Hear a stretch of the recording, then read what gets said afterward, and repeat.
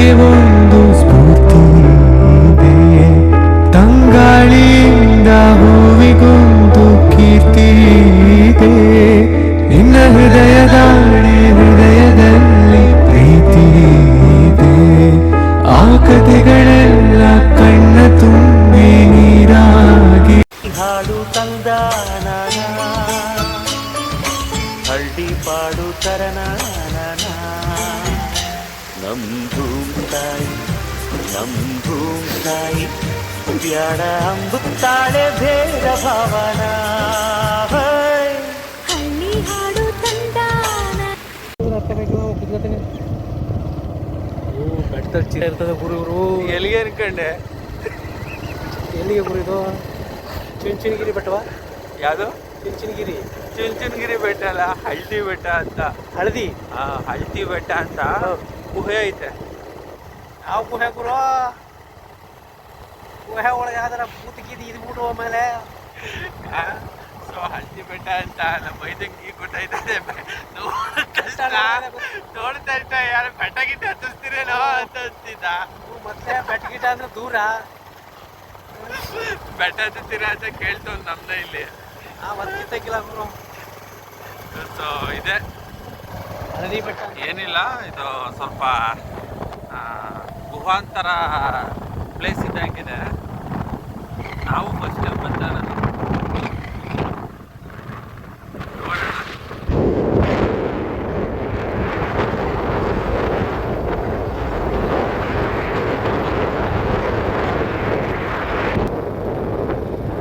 BGS ಸಮುದಾಯ ಭವನ ತುಂಬ ಚೆನ್ನಾಗಿ ಕಟ್ಟಿದ್ದಾರೆ ದೇವಸ್ಥಾನ.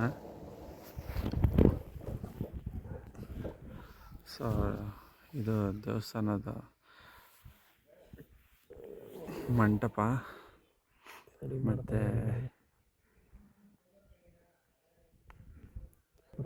ಸೊ ಗೋಪುರ ಮಾಡ್ತಾ ಇದ್ದಾರೆ. ಇನ್ನು ಫಸ್ಟ್ ಟೈಮ್ ಬಂದಿರೋದು. ತಪ್ಪಿಸ್ಕೊಂಡ್ಬಿಟ್ಟವ್ರೆ ಇಬ್ರು. ತಪ್ಪಿಸ್ಕೊಂಡಿಲ್ಲ, ಬರ್ತಾವ್ರೆ. ಸೌಂಡ್ ಕೇಳಿಸ್ತದೆ, ಹೆಲಿಕಾಪ್ಟರ್ ಸೌಂಡ್ ಬರ್ತಾವೆ. ಹೆಲಿಕಾಪ್ಟರ್ ಈಗ ಬೋವ ಅಲ್ಲಿ ನನ್ನ ಫ್ರೆಂಡ್ಸ್ ಇಬ್ಬರು ಬರ್ತಾ ಇದ್ದಾರೆ. ಯೂಟ್ಯೂಬ್ ಚೇಂಜ್ ಆದರು, ಅದಕ್ಕೆ ಲೇಟ್ ಆಗಿದೆ. ಸೊ ಇಲ್ಲಿ ಬರ್ತಾ ಇದ್ದಾರೆ ನೋಡಿ, ಇವರೇ.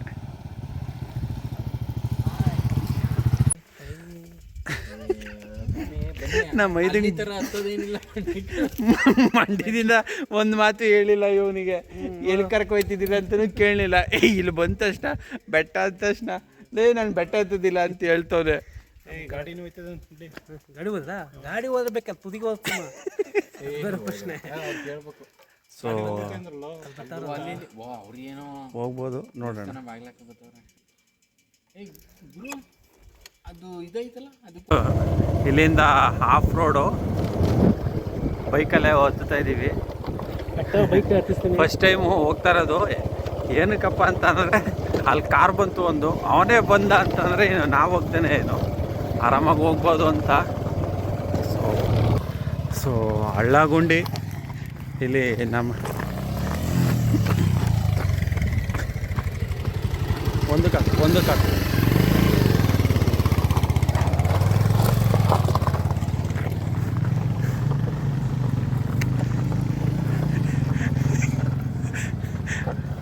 ಒಬ್ಬ ಇಳೀರಿ. ನಿಧಾನ, ಗಾಡಿ ಹಿಡ್ಕೊ, ಬರುತ್ತೆ, ಹೆಲ್ಮೆಟ್ ಇಸ್ಕೊ.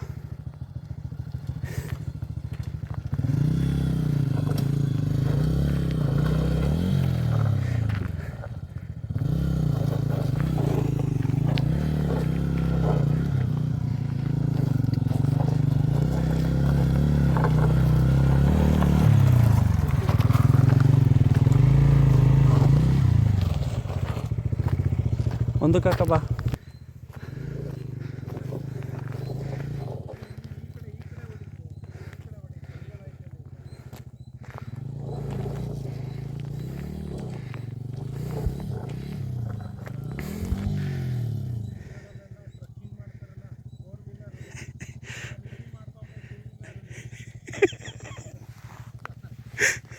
ಏಯ್ ತಳ್ಳ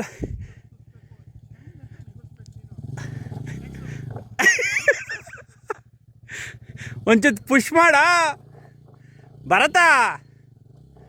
ಹಾಯ್ ಪುಷ್ ಮಾಡು ಮುಂದಕ್ಕೆ.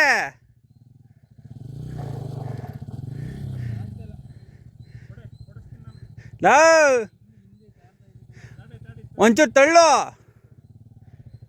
ಒಂದನೇ ಗೇರ್ಗೆ ಹಾಕೋ.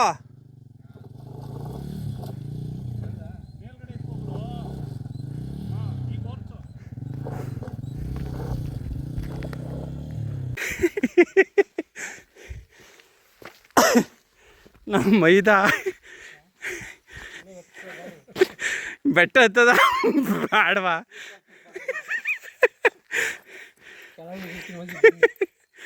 ಇವನ್ಗೆ ಹೇಳ್ದೇನೆ ಕರ್ಕೊಬಂದ್ವಿ ಇವನ್ನ. ಈಗ ಅನ್ಕೋತವನೆ ಯಾಕಾರ ಇವ್ರ ಜೊತೆ ಬಂದು.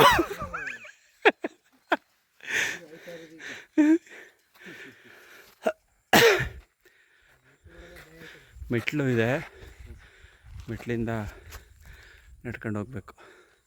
ಸ್ವಲ್ಪ ದೂರ, ಜಾಸ್ತಿ ದೂರ ಅಂತದೇನಿಲ್ಲ.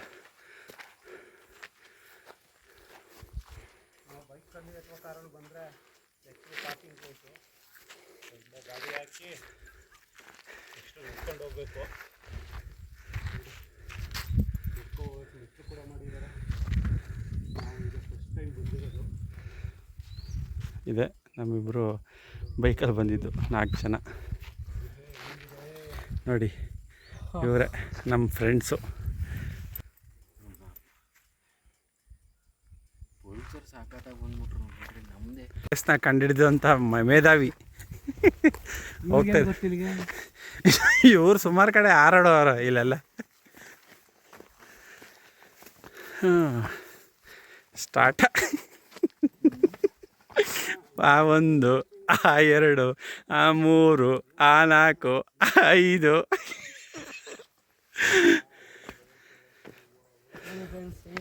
ಕೆಲಸ ಮಾಡ್ಕೊಂಡಿದ್ದೆ ನಾನು. ಅಂದ್ಬಿಟ್ಟು ಅದು ಹೇಳಲಿಲ್ಲ ಇವನಿಗೆ. ಮಾರ್ಬಿಯವ್ರು ಇದೆಲ್ಲ ಪ್ರಾಬ್ಲಮ್. ಅದು ನೋಟ್ ಪ್ರಿಂಟ್ ಮಾಡಿ ಅಂದರೆ ಬಿಹೇವರಲ್ಲಿ ಕರ್ಕೊಂಡು ಹೋಗ್ತಾರೆ ನಮ್ಮವರು.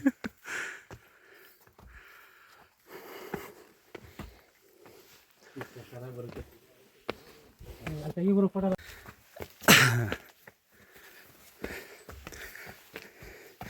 ಯಾವುದೋ ಪುರಾತನದು ಕೋಟೆಗೆ ಬಂದಂಗೆ ಫೀಲ್ ಆಯ್ತೈತೆ ನನಗೆ.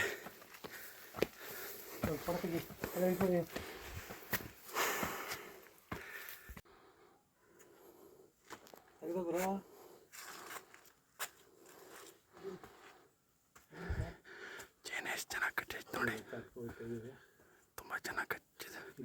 ಹತ್ರದಲ್ಲೇ ಸ್ಮೆಲ್ ಮಾತ್ರ ತುಂಬ ಚೆನ್ನಾಗಿ ಬರ್ತಿದೆ. ಅದು ನೋಡೋಕ್ಕೆ ಮೈ ಜುಮ್ ಅಂತ ಇದೆ. ತುಂಬನೇ ಹತ್ರ ಐತೆ. ಇದು ಸವಾಸ ಬೇಡ ನಮಗೆ. ಬಂದಿರೋದು ಬೇರೆ ಏನ್ಕೋ ಲೆಜೆಂಡ್. ಇವನೇ ಹುಡುಕಿರೋನು. ಓಪನ್ ಮಾಡೋದು ದೇವಸ್ಥಾನ. ಇಬ್ಬರು ಅವ್ರು ಕರ್ಕೊಬರ್ಬೇಕಂತೆ. ಒಳಗಡೆ ಜಾಗ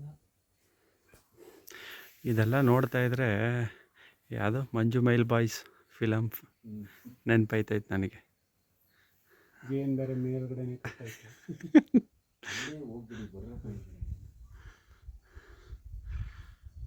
ನೋಡಿ ಇದೊಂದು ಮರ ಎಷ್ಟುದ್ದದವರೆಗೂ ಬೇರು ಬಿಟ್ಟೈತೆ ಅಂದರೆ ತುಂಬ ಆಳವಾಗಿ ಬೇರು ಬಿಟ್ಟೈತೆ. ದೆನ್ ಹೇಳ್ತಾರಲ್ಲ, ನಾವು ಎಷ್ಟೇ ಮೇಲೆ ಹೋದರೂ ನಮ್ಮ ಮೂಲ ಸ್ಥಾನ ಅಲ್ಲೇ ಅಂತ. ಹಂಗೇನೆ ಇದೂ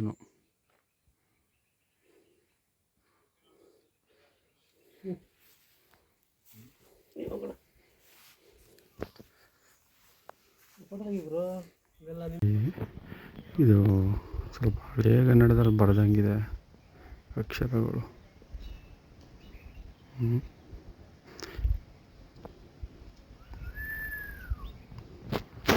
ಎಷ್ಟು ಪ್ರಶಾಂತವಾಗಿದೆ ಅಂದರೆ ಕೇಳಿಸ್ಕೊಳ್ಳಿ ಹಂಗೆ.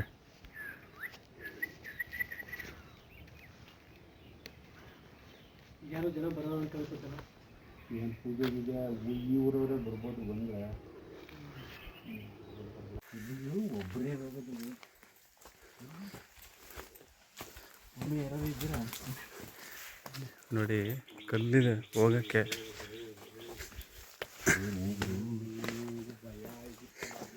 ಇಲ್ಲಿ ನೋಡು ಬೈಲಿ ಹೊರಗಡೆ ಐತೆ ಗುರು, ಜಾಗ ಐತೆ ಹೋಗ್ಲಿಕ್ಕೆ. ಇಲ್ಲಿ ಹಿಂಗೆ ಅಲ್ಲಿ ಹೊರಗಡೆ ಅಲ್ಲೇ ದೇವಸ್ಥಾನ. ಒಂಥರ ಕುತೂಹಲ ಜಾಸ್ತಿ. ಅದರಲ್ಲೂ ನಮ್ಮ ಪ್ರದೀಗ್ ಮಾತ್ರ ಕುತೂಹಲ ಇನ್ನೂ ಇಮ್ಮಡಿ ಮಾಡ್ಸೈತೆ ಈ ಜಾಗ. ನಾವು ಹೊಸಬ್ರು, ಅದು ನೆಕ್ಸ್ಟು ಬಂದಿದ್ದೀವಿ. ಬಟ್ ಆ ದೇವಸ್ಥಾನ ಬಾಗಿಲು ಬಟ್ ನಮಗೆ ಕ್ಯೂರಿಯಾಸಿಟಿ ಅನ್ನೋಂಥ ಜಾಸ್ತಿ ಮಾಡ್ತೈತೆ. ಯಾಕಂದರೆ ಗುಹೆಗಳಿದೆ ತುಂಬ, ಒಂದೊಂದು ಗುಹೆಗಳು ತುಂಬ ವಿಭಿನ್ನವಾಗಿದೆ, ವಿಶಿಷ್ಟತೆಯಿಂದ ಕೂಡದಂಥ ಗುಹೆಗಳು. ಈ ಕ್ಯೂರಿಯಾಸಿಟಿ ಅನ್ನೋದನ್ನ ಹಿಮ್ಮಡಿ ಮಾಡಿಸುತ್ತೆ. ಯಾರು ಇಂಥದ್ದನ್ನೆಲ್ಲ ಜಾಸ್ತಿ ಇಷ್ಟಪಡ್ತಾರಲ್ಲ ಅಂಥವ್ರಿಗೆ ತುಂಬ ಕ್ಯೂರಿಯಾಸಿಟಿ ಪಡಿಸುತ್ತೆ. ಬಂದಿದೆ ಒಂದು, ಬಟ್ಟು ಇನ್ನೂ ಹೊರಗಡೆಲ್ಲ ಹೋಗ್ಬೇಕಾಗಿತ್ತು, ಜಾಗಗಳು ಹೋಗೋಕ್ಕಾಗಲಿಲ್ಲ. ಟೈಮ್ ಆಗ್ಬಿಟ್ಟು ಕ್ಲೋಸ್ ಮಾಡಿದ್ದಾರೆ.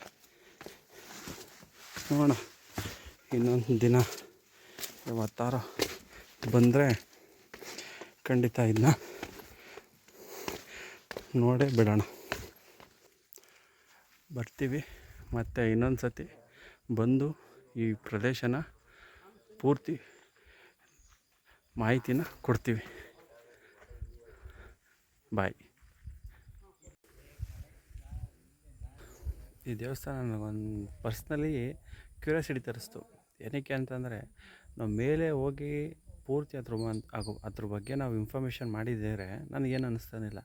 ಬಟ್ ದೇವಸ್ಥಾನ ಅಂಥದ್ವರೆಗೂ ಹೋದ್ವಿ, ಆದರೆ ಏನಾಯಿತು ಮುಂದೆ ದೇವಸ್ಥಾನ ಬಾಗಿಲು ಮುಚ್ಚಿತ್ತು. ಯಾಕಂದರೆ ಆಲ್ರೆಡಿ ಟೈಮು 3:34 ಆಗಿದೆ. ಸೊ ಅಲ್ಲಿ ಚಿರತೆ ಬೋನು ಸಹ ಇದೆ. ಸೊ ಹಾಗಾಗಿ ನನಗೆ ಪರ್ಸ್ನಲಾಗಿ ದೇವಸ್ಥಾನನ ಮತ್ತೆ ಇನ್ನೊಂದು ಸತಿ ಬಂದು ಇದ್ರ ಬಗ್ಗೆ ವಿಡಿಯೋ ಮಾಡಬೇಕು, ಡಾಕ್ಯುಮೆಂಟ್ರಿ ಮಾಡಬೇಕು ಅಂತ ಅನ್ನಿಸ್ತಾ ಇದೆ ನನಗೆ ಪರ್ಸ್ನಲಿ. ಖಂಡಿತ ಇನ್ನೊಂದು ಸತಿ ಬರ್ತೀನಿ. ನೋಡಿ ಆ ಬೆಟ್ಟದ ಮೇಲೆ ಕರ್ನಾಟಕ ಬಾವುಟನ ಹಾರಿಸಿದ್ದಾರೆ. ಸೊ ಅಲ್ಲೆಲ್ಲ ಹೋಗೋ ಅವಕಾಶ ಇದೆ. ಬಟ್ ನಾವು ಇನ್ನೂ ಅರ್ಲಿಯಾಗಿ ಬರಬೇಕಾಗಿತ್ತು. ಬಂದಿದ್ದರೆ ಒಂದು ಒಳ್ಳೆಯ ಇದು ಸಿಗೋದು ನಮಗೆ, ಕಂಟೆಂಟು ನೋಡೋಕ್ಕೆ ಮತ್ತು ಮಾಹಿತಿ ತಿಳ್ಕೊಳ್ಳೋಕ್ಕೆ. ನೋಡೋಣ, ಮತ್ತು ಇನ್ನೊಂದು ಸತಿ ಬಂದು ಇದ್ರ ಬಗ್ಗೆ ಇನ್ಫಾರ್ಮೇಷನ್ ಮಾಡ್ತೀನಿ. ನೋಡಿ ಎಷ್ಟು ಪ್ರಶಾಂತವಾಗಿದೆ ಅಂದರೆ ಕೇಳಿಸ್ಕೊಳ್ಳಿ ಹಾಗೆ.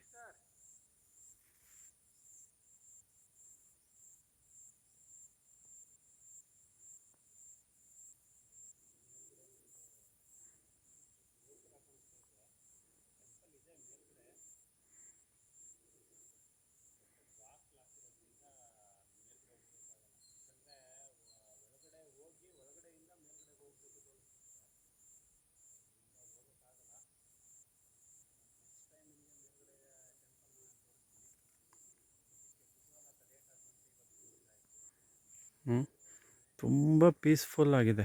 ಇಲ್ಲಂತೂ ಮಾತ್ರ ಪರಿಸರ ಪ್ರೇಮಿಗಳು ಬಂದರೆ ಮಾತ್ರ ಇಲ್ಲಿ